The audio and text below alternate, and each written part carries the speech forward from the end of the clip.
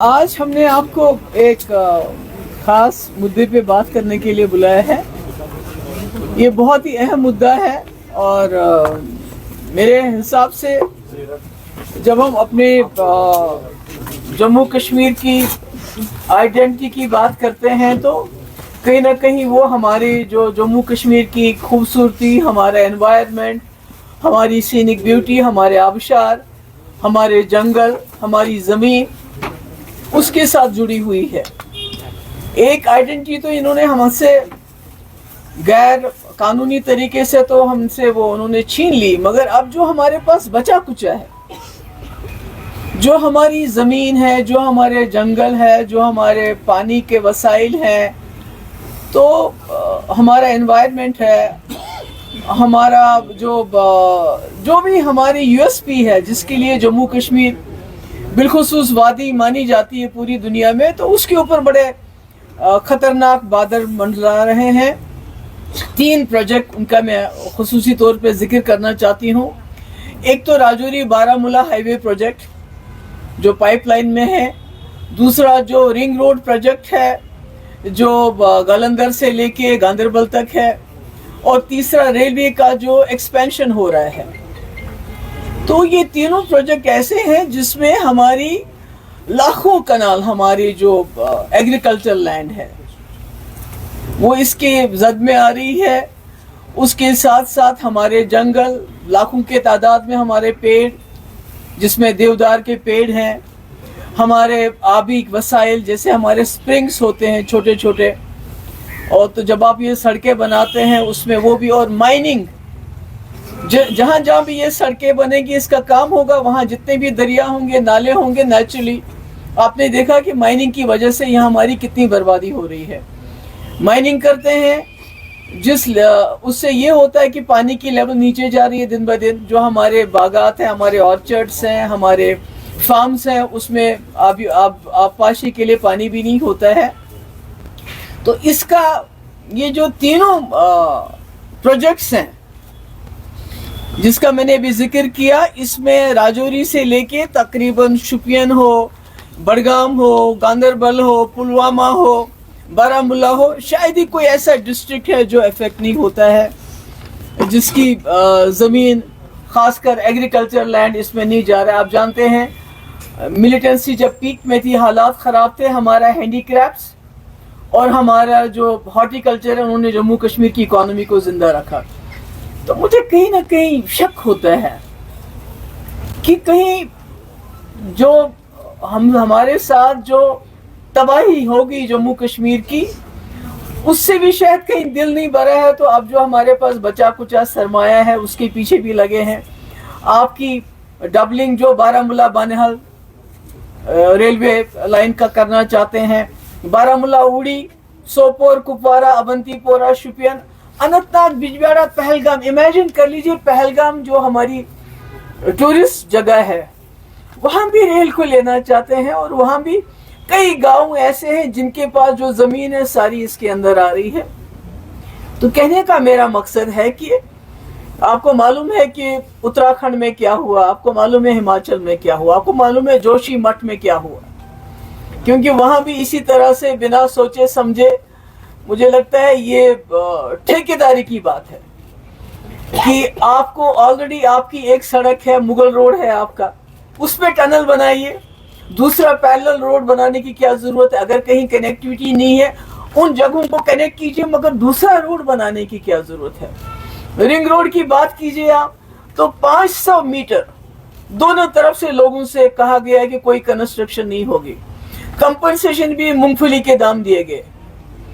कहते हैं कि जब कोई कानून यहाँ लाना होता है, जिसमें आपको पता है नीट, जिसमें 50% बाहर सीटें जाती, इसी तरह से कई कानून जिससे हमारे नौजवानों का गला काट दिया गया है, उसमें वो कानून लगते हैं जो 370 खत्म करने के बाद हैं। मगर जब जमीन में मुआवजा देना पड़ा रिंग रोड के लिए, तो उसमें पुराने कानून चलाए गए जिसमें बहुत कम उनको मुआवजा मिला। ऊपर से टाउनशिप की बात हो रही है। मुझे याद है आज तो सरकार है उमर साहब की, तो हम तो उनसे ये गुजारिश करना चाहते हैं कि आपसे हम बड़े कामों के बारे में नहीं कहेंगे, 370 کی بات ہم آپ سے نہیں کہیں گے کیونکہ ہمیں لگتا ہے کہ 50 سیٹیں ہونے کے باوجود 3 ممبر پارلیمنٹ ہونے کے باوجود آپ میں وہ شاید جرت نہیں ہے، پہلے بھی نہیں تھی آج بھی نہیں ہے، مگر کم سے کم جو آپ بچا سکتے ہیں. یہ ہاؤسنگ اربن ڈیولپمنٹ کا ہے پروجیکٹ ہے، یہ آپ کے پاس ہے ڈپارٹمنٹ. یہاں کون سی روڈ بننی ہے کون سی نہیں بننی ہے، ٹرین کہاں چاہیے ہمیں کہاں نہیں چاہیے، ہمارے کسانوں کا نقصان نہیں ہونا چاہیے، ہمارے آبشاروں کا نقصان نہیں ہونا چاہیے، ہمارے انوائرمنٹ کا نقصان نہیں ہونا چاہیے. اس کے لیے تو یہ سرکار کام کر سکتی ہے نا.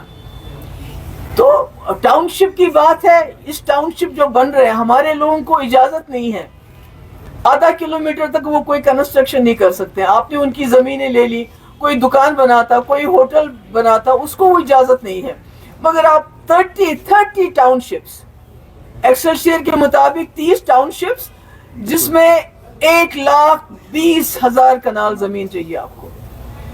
مجھے یاد ہے ایگریکلچر لینڈ 2016 میں جب سرکار تھی پی ڈی پی اور بی جے پی کی، تو عمر صاحب نے ایک سٹیٹمنٹ دیا تھا، 7 مئی کو ایک دیا تھا اور اس کے بعد 9 مئی کو اس پہ ایک ٹویٹ کیا تھا کہ بھئی یہاں جو ہے محبوب مفتی کوئی ٹاؤن شپ بنا رہی ہے، کوئی ریٹائرڈ فوجیوں کے لیے کوئی سینک کالونی بنائی رہی ہے، جبکہ ایسا کبھی کچھ ہوا ہی نہیں ہمارے وقت میں.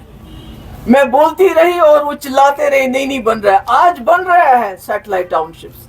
ہم جاننا چاہتے ہیں عمر صاحب سے، حالانکہ ان کے ایک ایڈوائزر نے تو بیان دیا کہ یہاں کے لوگوں کے لیے بن رہی ہے، مگر ہمیں بتائیے کون سے یہاں کے لوگ جن کے لیے 30 ٹاؤن شپس بن رہے ہیں، اور اس کا امپیکٹ کیا ہے ہمارے ایگریکلچر لینڈ پہ. اگر آپ نے ٹاؤن شپس بنانے ہیں تو آپ گاؤں کو اپ گریڈ کر لیجئے، وہاں سہولتیں دے دیجئے ٹاؤن کی. تو آپ یہ جو سارا ہمارا انوائرمنٹ، ہمارا ایگریکلچر لینڈ، ہمارے پاس جموں کشمیر کے پاس اب بچا کیا ہے؟ پانی آلریڈی پورے ملک اور پاکستان کے بیچ میں بانٹا جا رہا ہے. ہمارے پاس آج دیکھتے ہیں ہمارے اندر بجلی نہیں ہے، ہم یہاں بیٹھے ہوئے ہیں اس وقت کیونکہ بجلی نہیں ہے. تو میں تو ان باتوں میں نہیں جاؤں گی کہ انہوں نے کیا کہا تھا الیکشن سے پہلے، مگر میں یہ ضرور کہنا چاہوں گی، عمر صاحب سے میری درخواست ہے، یہ آپ کے ہاتھ میں ہے. جو آپ کے ہاتھ میں نہیں ہے اس کو حاصل کرنے میں ٹائم لگے گا، اس میں ہم مل جل کے کام کریں گے. مگر جو آج آپ کے ہاتھ میں ہے، یہ جو ہمارے انوائرمنٹ، ہمارے جموں کشمیر کی سرزمین کے ساتھ جو بربادی ہو رہی ہے، جو تباہی ہو رہی ہے، جو ہمارے کسان اس وقت بات بھی نہیں کر پاتے ہیں، ڈر ہے ان کو، بات کریں گے تو جیل میں ڈال دیں گے، کیونکہ ہم سوچا تھا یہاں سرکار بنے گی تو لوگوں کا خوف کم ہو جائے گا، وہ تو کم نہیں ہو رہا ہے.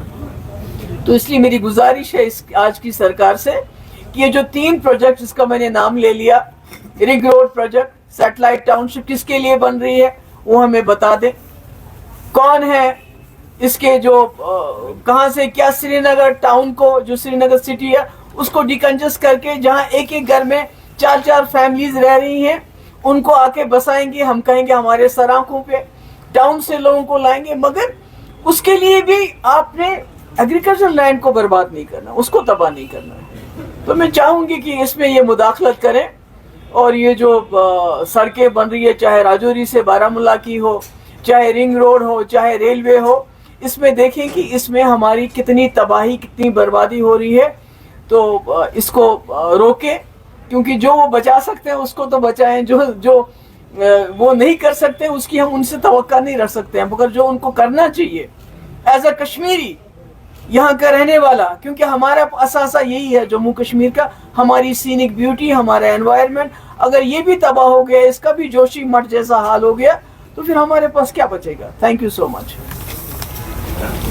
Any question related to this, I am ready to answer, but anything else, I am not going to take any other question today, because this is very important.